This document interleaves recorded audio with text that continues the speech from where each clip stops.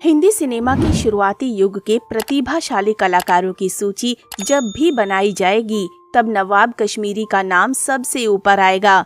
वो silent era के दौरान और बाद में हिंदी सिनेमा के साउंड ट्रैक एरा के एक प्रतिभाशाली एक्टर थे। उनके बारे में कहा जाता है कि वो मुकरी, दिलीप कुमार और जॉनी वॉकर समकालीन अदाकार थे, लेकिन उन्होंने साइलेंट फिल्मों में भी काम किया था, जबकि दिलीप कुमार, मुकरी और जॉनी वॉकर ने कभी भी साइलेंट फिल्मों में काम नहीं किया। इस तरह से वो इनसे सीनियर थे।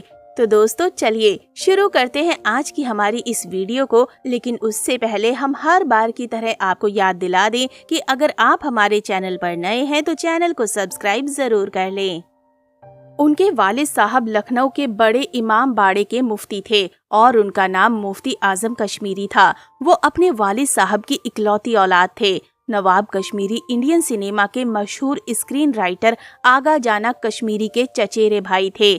नवाब कश्मीरी लखनऊ में बसे प्रवासी कश्मीरी थे। शायद इसी वजह से वो अपने नाम में कश्मीरी सरनेम का इस्तेमाल करते थे। नवाब ने अपने करियर की शुरुआत थिएटर से की थी। वो इंपीरियल थिएटर कंपनी के साथ एक लोकप्रिय स्टार थे और उनके नाटक खूबसूरत बाला, नूरे वतन और बागे ईरान के जरिए बहुत मशहूर थे। बाद में नवाब ने सेठ सुखलाल करनानी के theatre company Alfred theatre Bombay join कर ली और नवाब उनके सैलरी वाले आर्टिस्ट के तौर पर काम करने लगे। बाद में नवाब BN सरकार के स्वामित्व वाले नए थिएटर में शामिल हो गए। सही मायनों में कहा जाए तो BN सरकार नवाब कश्मीरी के अभिनय के बहुत बड़े प्रशंसक थे। नवाब कश्मीरी ने फिल्मों में अपने अभिनय करियर की शुरुआत किस फिल्म से की ये साफ पता नहीं चलता है, क्योंकि बहुत सारी साइलेंट फिल्मों का रिकॉर्ड का कुछ भी पता नहीं है। लेकिन सबसे पहले उनके अभिनय को नोटिस किया 1933 की फिल्म यहूदी की लड़की से। इस फिल्म में उनकी हीरोइन थी रतन बाई। इस फिल्म में उन्होंने लीड रोल किया था और उनके द्वारा निभाई गई यहूदी लड़के की भूमिका बहुत ही शानदार थी और इस फिल्म में नवाब के द्वारा गाए गए गीत उनकी जिंदगी के बेहद करीब थे। इसके अलावा उनकी कुछ लोकप्रिय फिल्में कुरुक्षेत्र, जिद्दी, संग्राम थी, जिसमें उन्होंने अशोक कुमार के पिता की भूमिका निभाई थी। इसके अलावा मुक्ति और देवदास में अहम भूमिकाएं निभाई थी। नवाब कश्मीरी की आखिरी फिल्म नौजवान थी, जिसमें उन्होंने प्रेम नाथ और नलिनी जयवंत के साथ अभिनय किया था। इस फिल्म का निर्देशन महेश कौल ने किया था। साहिर लुधियानवी द्वारा लिखित और इस फिल्म के लिए SD बर्मन द्वारा रचित गीत ठंडी हवाएं लहरा के आई ने अपने वक्त में लोकप्रियता के सारे रिकॉर्ड तोड़ दिए थे। नवाब कश्मीरी की अगर निजी जिंदगी में झांका जाए तो पता चलता है कि उनकी 2 शादियां हुई थी। उनकी पहली बीवी से जब कोई औलाद नहीं हुई तो उन्होंने अपनी बीवी को इग्नोर करना शुरू कर दिया और गुप्त रूप से लखनऊ के किसी शाही परिवार की किसी महिला से शादी कर ली।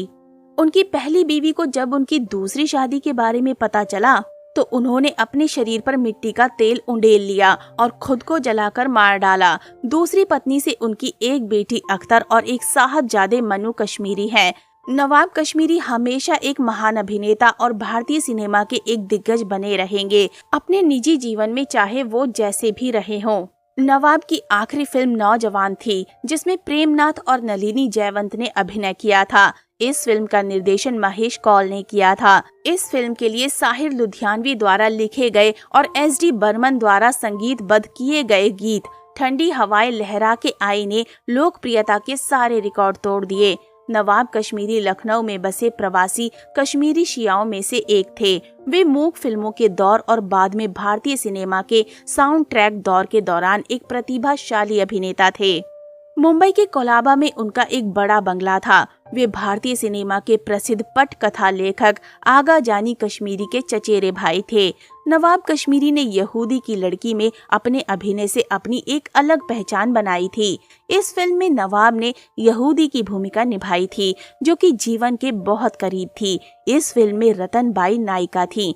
इस अभिनेता की कुछ अन्य लोकप्रिय फिल्में जिद्दी, संग्राम, जिसमें उन्होंने अशोक कुमार के पिता की भूमिका निभाई थी, मुक्ति और देवदास थी।